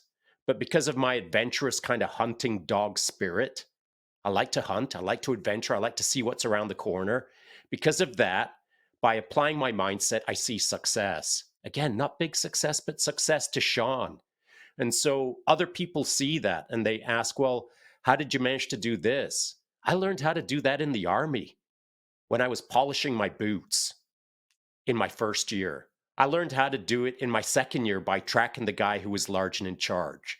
I learned how to do it in my third year where I dotted by paying attention to the people around me, by paying attention to the voice inside of me, by collating this on a fairly regular basis in my mind and ascertaining, am I doing it right or can I do it better? Always with that relentless pursuit of excellence. How can I improve what I'm thinking right now? How can I improve what I did 3 months ago? If this, then that. Always applying a critical eye to my performance, sometimes hard on myself, mostly. Sometimes easy on myself, rarely. And I think that is kind of a bit of a key to the timeline aspect of things. If something's going to take a normal person, again, I'm just referring to the general term of normie, a normal person might take 10 years to see the success that I'll see in 3 years because I'll be freaking voracious. And they just haven't learned how to be a velociraptor yet. And I was never a velociraptor. Again, I was a skinny, underperforming kid. But I was taught to be a freaking velociraptor. And I work best as a single velociraptor, except when I line up with another velociraptor. Because two velociraptors are better than one. And at my point in life, my version of another velociraptor are the freaks out there in the world. So I don't follow or invest my life's energy into people who are mediocre.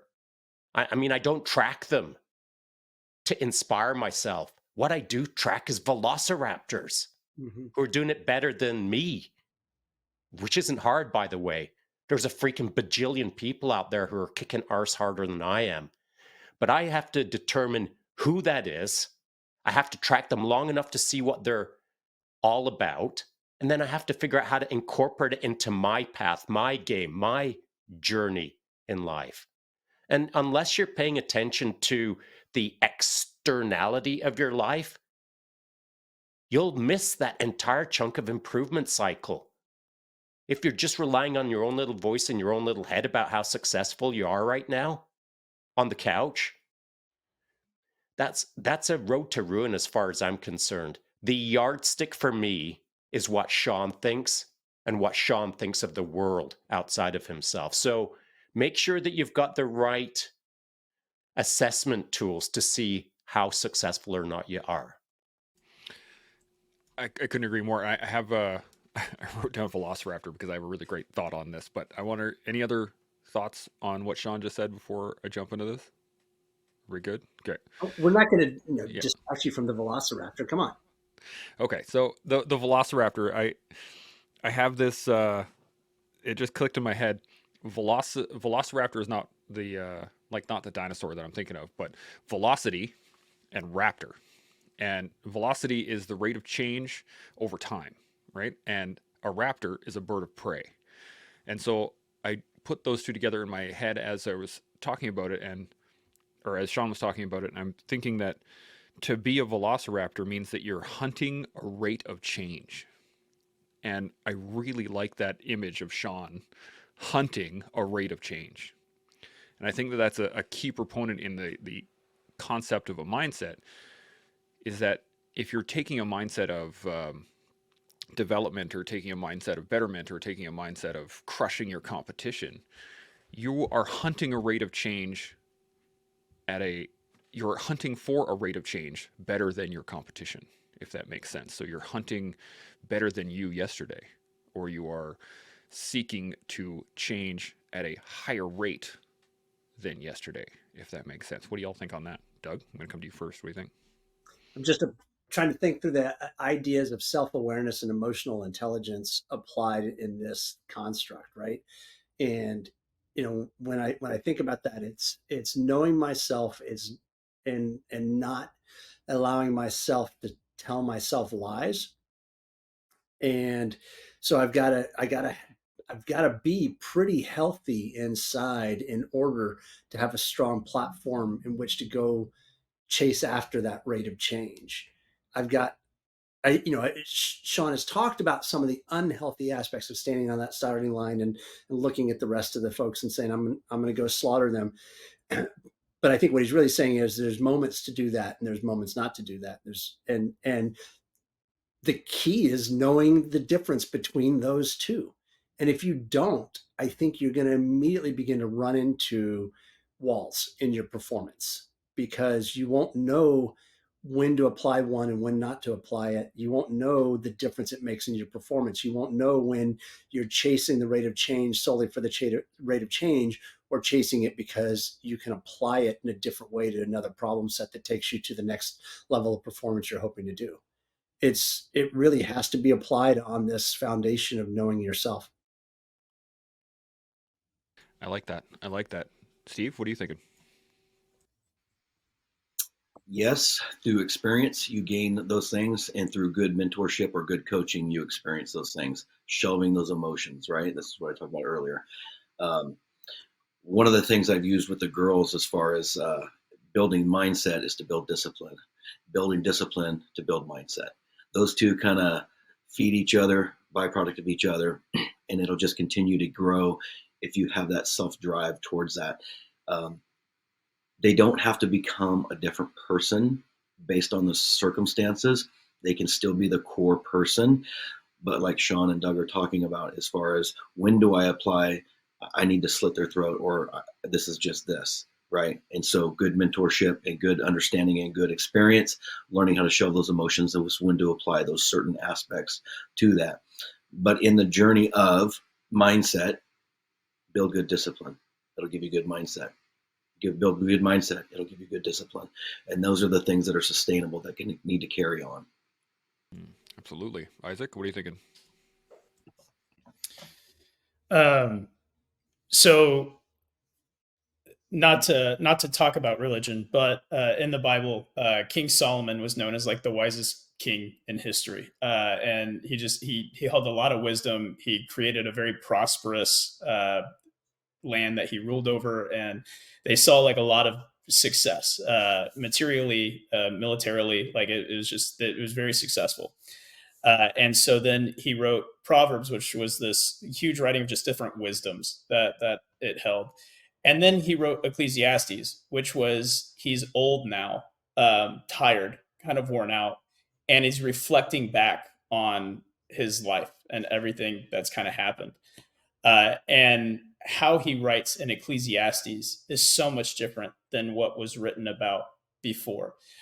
And so my takeaway from that is understanding that my mindset in the future, the person that I'm going to be in 40 years or in 50 years, is vastly different than the mindset and the current person that I am now.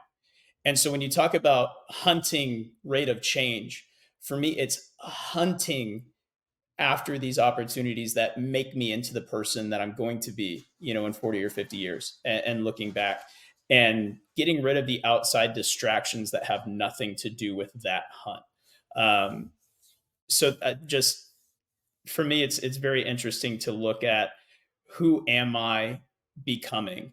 And if I can think of myself as that person now and talk to that person now and say, what do I need to do to be you, to get to where you are? And genuinely trying to listen for the answer, and getting that different perspective into what I'm doing now, uh, to make that future me more proud of who I am in the moment. I like that. Sean, what are you thinking? First of all, you're right. That's one of the things that we don't really dive into on the show is religion, but you didn't touch on religion as far as I'm concerned. And I didn't know that about King Solomon because I don't really know that whole scene, but I really dig that, man. I think the way that you put that across really put a few things together in my head. And so kind of what happened just now is I'm going to call you a velociraptor, if you don't mind, Isaac, for the moment. When I said velociraptor, Chance, you twisted that into something really interesting on the velocity of change or the velocity of hunting. That was really a good play on words. And so when I said velociraptor, here's what I saw in my mind. I forget the name of the movie. They're on a freaking dinosaur island. What was the name of it? Jurassic Park. Jurassic Park. There you go. All right. So they're in Jurassic Park. Things have gone a little bonkers. And one of the dudes is in one of the containment areas. And there's a couple of velociraptors that are wild. They're out and about. They're on the hunt. And so you can be a velociraptor, man. You can be all out there kicking arse in that containment unit, hunting humans, hunting normies. But the scene that stands out in my head is when the two velociraptors are moving through the room, through the kind of sciencey lab area. And one of them does this and communicates to the other. And it's just a little velociraptor talk, whatever.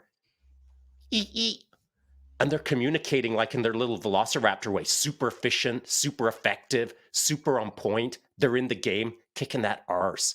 And so if all I ever get to be is a single velociraptor in life, there's no freaking way that is as much fun as moving through a science lab, hunting normies, talking like velociraptors. That's what I love, man. I love being around the abnormal. I love being around other velociraptors. I like being around people who've walked 750 miles down the 1,000-mile road. I like to be around people who have kicked enough ass that we don't even talk anymore. We just look, nod, and kick more ass. And so for mindset, for me, I could be like the most magnificent velociraptor in the world. And it's half a life if you don't get to share the velociraptor moments with other velociraptors. That's just how I feel. And I've just tasted it enough. I've experienced it enough. I've enjoyed the moment enough that I know it's what Sean likes. And so the path that Sean is on, talking to myself in the third person, the path that Sean is on is the path that Sean likes, but it ain't a solo path. So it's your job as you figure out who you are at your core to start looking around for A, who you can line up with, who will talk to you like your version of velociraptorness. But B, and this is a side quest, is don't get so hyper-focused on finding other velociraptors that you lose sight of there's other ways to skin a cat.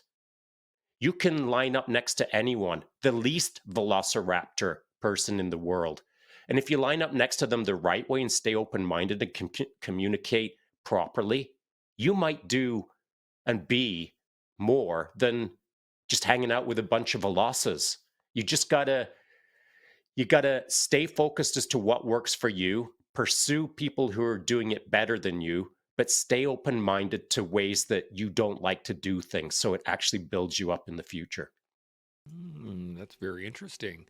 You just drove a point home in my head a little bit there, Sean, was the fact that we see this on a regular basis out in the world, right? Guys who leave the military or leave tier 1 or leave the super special secret squirrel kind of world, but they never really leave it, right? They move from one secret squirrel area into another secret squirrel area. So, they come out of special forces or whatever, special operations, and then they move right into teaching the same thing that they just did. And I don't mean you, Steve, specifically, but there's like the ability to use your skill set is good. But if you never leave the mindset, if you never leave I'm part of the teams, now I'm part of the teams, and now I'm part of the teams, and I'm still part of the teams years down the road, that doesn't allow for any sort of evolution or movement or development of who you are at your core. You're just still part of the teams, if that makes any sense. And Yeah, but that's not a bad thing. No, not a bad thing. I see no downside to that at all. I mean, like so tier one on a team, this is tier one right now, baby, in my little podcasting world anyway. I'm hanging out with a tier one team, having a chat right now. We're all from diverse backgrounds. It doesn't mean that we're all magnificent. I might be the least performing individual in the group for sake of argument, but that's neither here nor there. It's how you show up, it's how you align, and it's how you kick ass in life. And so I've been in a freaking boatload of teams that are all tier one. And that's what works for me. And if I show up to a team and they're tier 12, well, in rapid order, we're moving towards tier one. It's why we started the collective. I like teams that kick ass because what they do is draw the best out of me.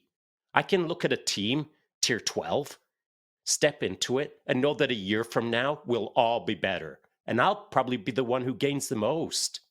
And so I think once you've developed a mindset that is velociraptor-ish, that you want more, that you want success, that you want to be bigger, better, faster, stronger, that you are a relentless pursuer of excellence, once you've tasted it, how do you forget it? Do you throw it away? Do you scrub your mind? I haven't found a way to forget it. And I'll tell you what, it's so freaking tasty that once you've tasted it, you want more. And so tier one all the way, baby, in anything that I do. Freaking from macrame world championships to Boy Scouts to throwing a frisbee to who can eat the fastest hamburger, who can make the best hamburger. I'm all about it. It doesn't mean that I'm trying to beat you, but I love being lined up with people who are in the freaking game. Steve, what are you thinking on this? Yeah, I agree with Sean, quite a bit on that. As far as if that's what you want to do, if you leave a team and you want to go into another team, that's fine. That's your little realm that you flourish in, and you're moving towards something that you want. If it's something that you're trying to get away from to go into something else, and you still have that mindset, it'll still be beneficial to you because you've built that core mindset to win where you came from. Certain things, smaller variables might need to change around, kind of like what Isaac hit on, as far as if you wanted to leave a team and go become an entrepreneur or something else. You know, certain dynamics just have to change just a little bit for you to adapt and be flexible. And so any team that I've ever been part of, high flexibility is more beneficial, and it's taught and it's encouraged. So it still moves you through life, how, like we talked about, transcending into life as far as building one medium aspect of who you are. Don't change who you are, and Sean was talking about as far as being part of other people that have that drive that you do. Static it'll kill you. I mean, if you're swimming in the ocean, you're going to get closer to the shore than you are treading water out there. So just start moving. I mean, move towards something that you want. And when you're around more like-minded, if you're not just by yourself, if you're in a team aspect of, man, it's great to have people around you like that because they want the same thing that you want. That's just going to speed things up. Now your load becomes a little bit less because of the team loads that carry some of the load that you don't have to. If you're doing it on your own, still move towards what you want. There are so many people out there that are willing to help you that you can't even come close to understanding. You just don't reach out. There's a little bit of arrogance, or not arrogance, ego maybe, or laziness not to reach out, and you're afraid to ask for help. There are so many people. I don't care what you're doing, someone is willing to help you succeed, because I believe naturally in human beings, I want to see you succeed. I don't despise you. If I despise you and I want to see you fail, it's because I'm weak-minded and I have low confidence. People that have been through stuff, man, they want all the success that they've had. They want to give it to someone else. Reach out to anybody and get yourself moving towards what you want. I like it. Doug, what are you thinking? So as I was listening to you and Sean talk about the idea of somebody kind of just moving from team to team, and that I think y'all were talking about two different aspects of it, right? I think, and the delta between those two is a heart issue of the individual making the choice. Am I living in my past, and that's all I can envision or vision for myself? Or am I taking that mindset and now applying it to new environments, which I think is more where Sean was talking about. And you were talking about that former case in the fear of that former case. And for the record, I'd say I'm not sure that there's anything wrong with that individual who has made that choice to stay in the past also, right? as long as they're honest with themselves about the choice they've made and why they're making that choice. Like that honesty in that matters. And so and just like somebody could misapply that in switching from team to team and be running from something rather than creating and situations where my background from the past is this and this allows me to do this for others. And so I think it really gets to these core heart issues. I want to touch base on one thing that Steve talked about earlier, which was the discipline thing. And a phrase that we've used a lot in our family that's talked about is the power of persistence over passion. And whether applied in an athletic context or in our relationships with our spouses at home, right? Passion can ebb and flow. And if we rely upon passion to carry us through um, to success, I think it's going to be really tough in those low moments where passion is at a low ebb. But if we've made a conscious choice to pursue persistence over that, then that gets us through so that when the passion is back on the upswing, we can carry that mindset through. And that passion's not mindset oriented, the persistence is. And it's that distinction we started off with at the very beginning between how do you handle emotion versus mindset in this.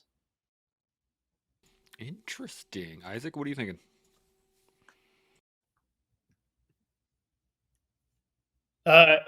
It kind of relates back to why I had to change hats, right? Doug kind of hit it on the head with it's that person's living in that old life, even though they're in a new part of life. They've transitioned into something new. It might still be a team, but there's certain qualities that you had to adopt or that you inadvertently adopted, whether you realize it or not, when you were a part of that original team.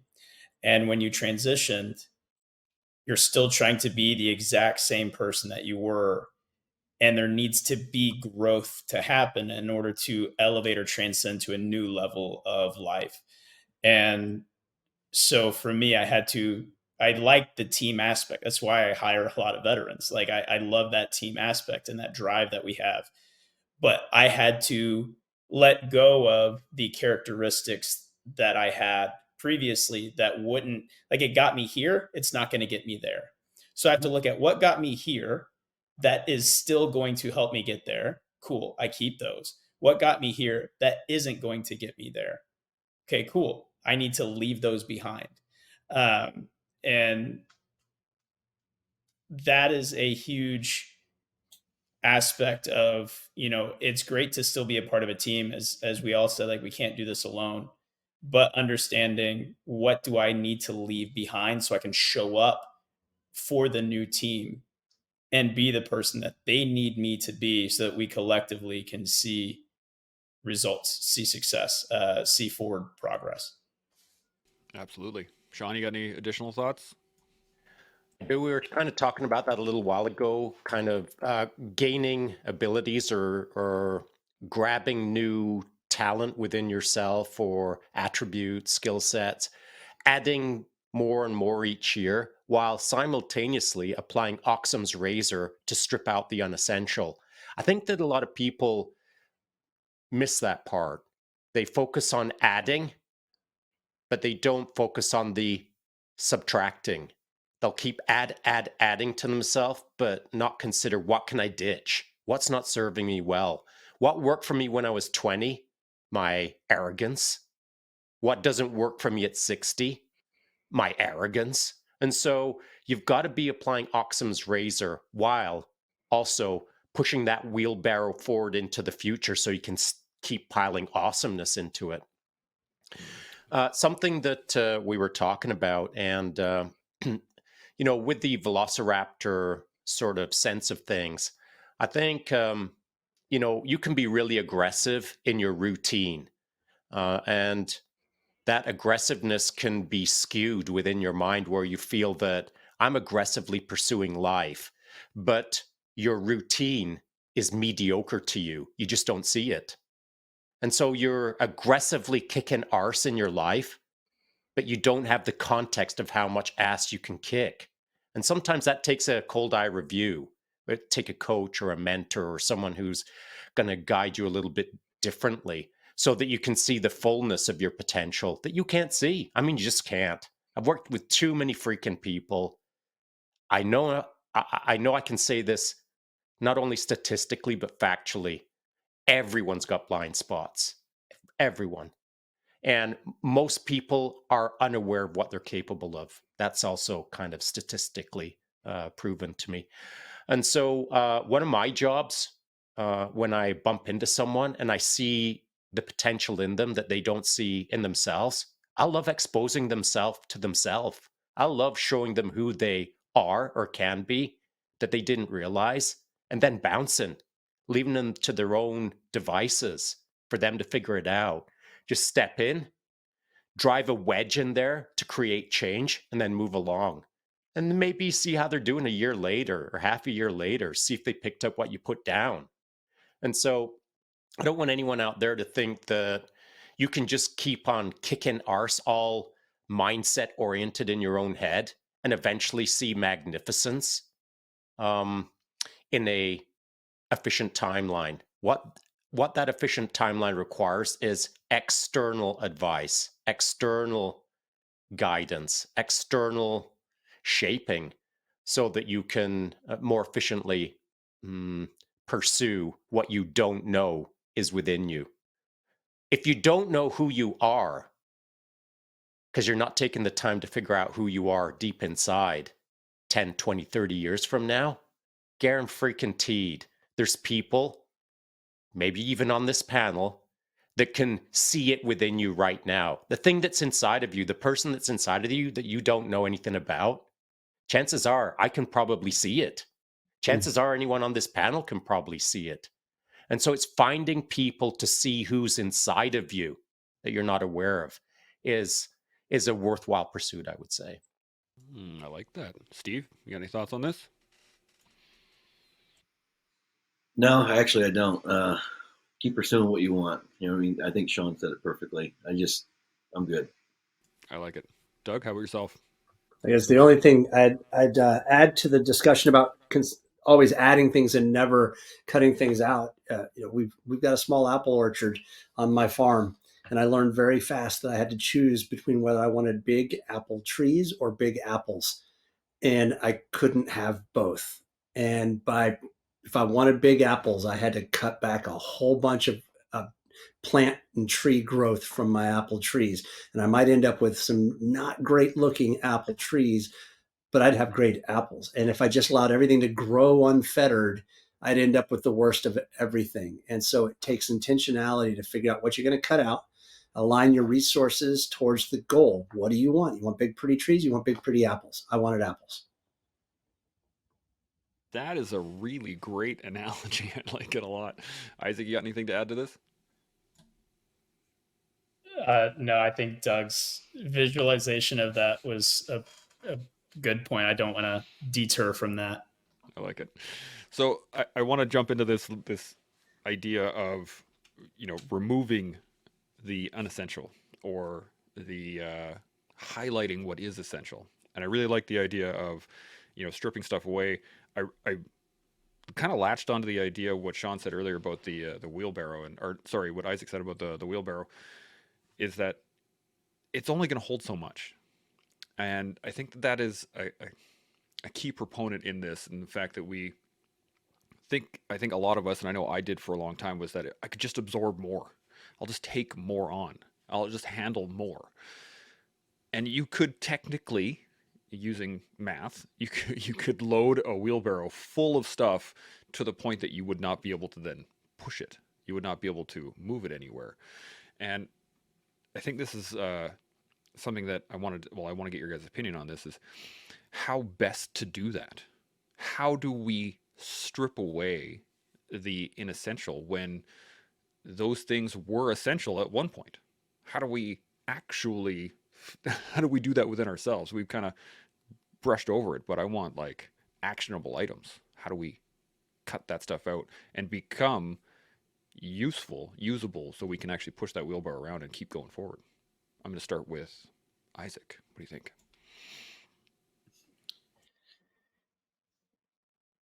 I would first assess what is it that we're gaining and learning, and what is its use? What is its purpose? And I'll use an example where I was working with a coach who was trying to take their training company to a new kind of level, and they had now hired a whole team. So they had multiple trainers working under them, multiple VAs, a marketing firm, like all these different things working under them.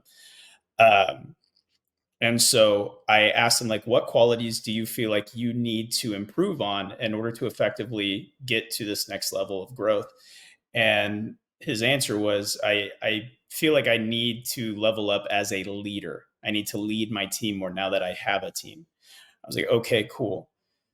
Why are you still the face that I see every time I look up your company? And so the effective change that happened was, why do you need to be a good leader? Because you want to empower your team to run the company. So why are you still the face of the company?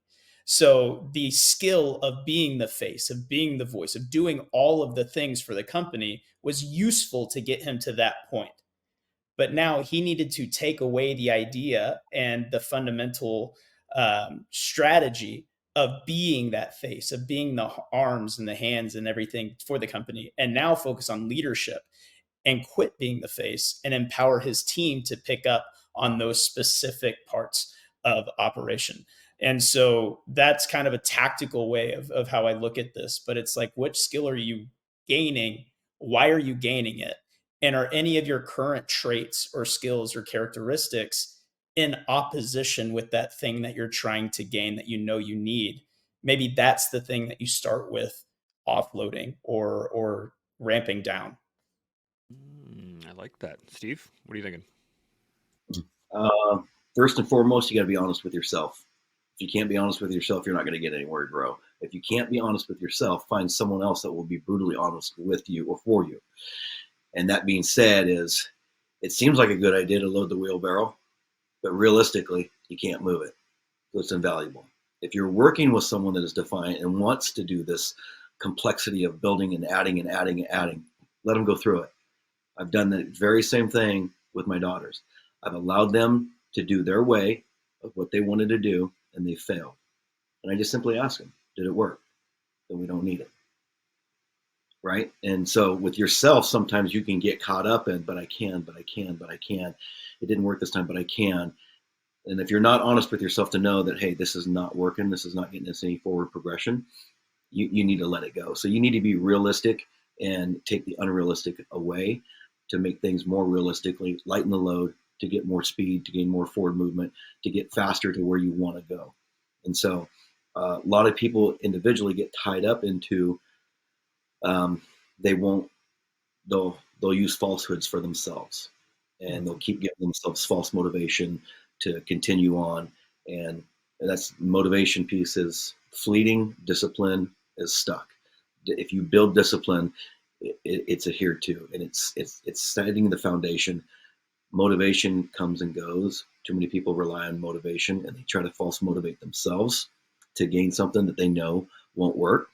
And so having someone there next to you to be like, hey, not gonna work. Okay, let them do it. Did it work? Make them answer. No. Then why are we doing it? We're wasting time, money, and energy on this that doesn't work. Let's actually work on the things that we need to get us moving. And so that realism of seeing it, happening it, feeling it, and like, okay, it doesn't. And so it takes a very disciplined individual to coach themselves and know where they're at comparative. Like Sean was saying, someone else is coming in this same field of expertise that we're doing. How do I judge myself with them? I've seen it done by individuals, but it is not very many can do it on their own. It takes huge amounts of discipline for you to push yourself beyond. Usually it works really well with a coach. I've used my girls as I said, hey, take any CrossFit athlete. They have coaches. They all do. Why? Because sometimes we're not going to want to do what we don't want to do, and we're going to stop ourselves short of. And the coach is like, no, pick up the bar and 3 more reps. And you don't want to do it, and you're going to fight it. But later, you're going to be glad you did. And when you go to compete, you're going to be really glad you did, right? It's that ever-wavering push to gain what you want. So yeah, so you got to be realistic to what you want, what works and what doesn't work, and you got to just be honest. I love it. Doug, what are you thinking? Well, as Steve talked about it, the importance of somebody who will be brutally honest with you, but he said something that was key immediately following that. He said, and who is for you. There's plenty of people that will tell us we suck at something. But that's not the same thing as being for you and helping you navigate that distance between my performance and where I can go. So I really think it's key that that person is somebody who is for your success if you're going to hold them to telling you hard truths. The other thing I would say is I learned a long time ago as a kid in Scouts the idea of evaluating things on a start, stop, continue basis, which you guys all applied in the military in form of after action reports, et cetera. But it's like periodically sitting down with myself, with my family, with my teams at work and going, all right, what do we need to stop doing that we've been doing because it's not working?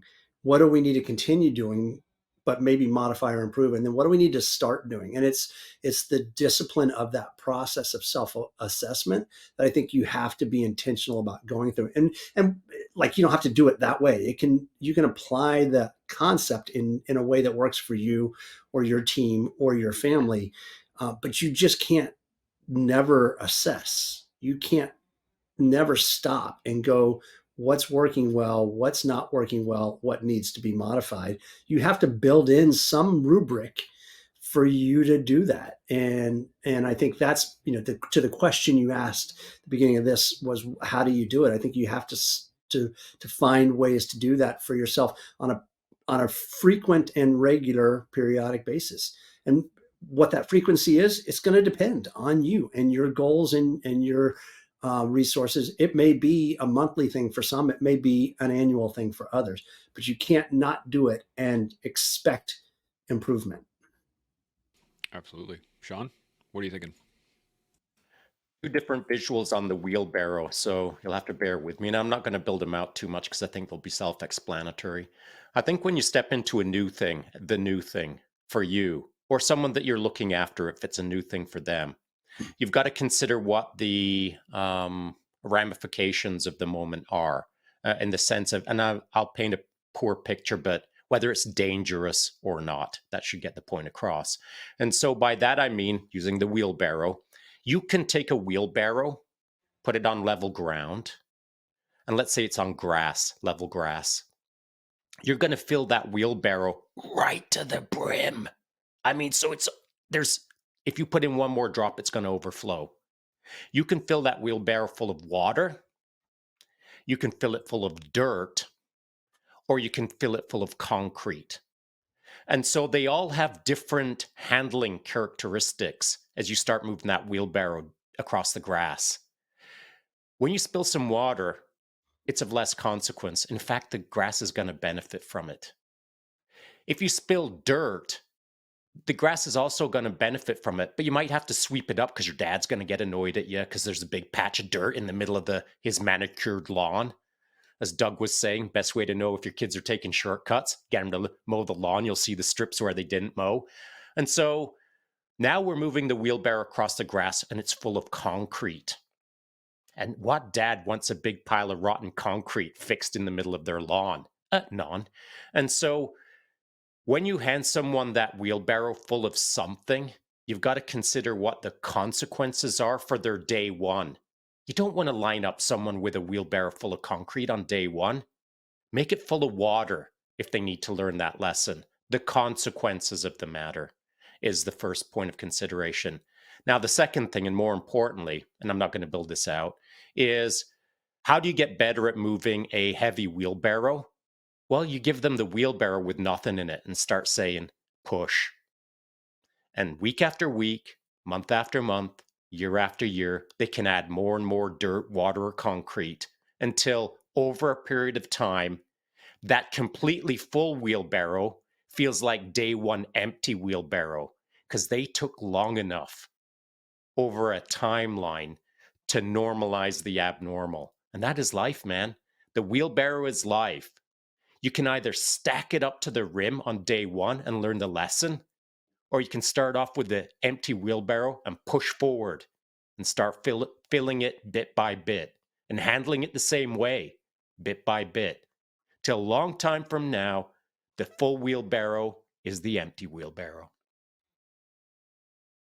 That is a fantastic analogy. Now, I don't have a whole lot else. I think this is a fantastic conversation. Unless anybody else has any points or questions, we could do some final thoughts here. Any thoughts before we jump into those?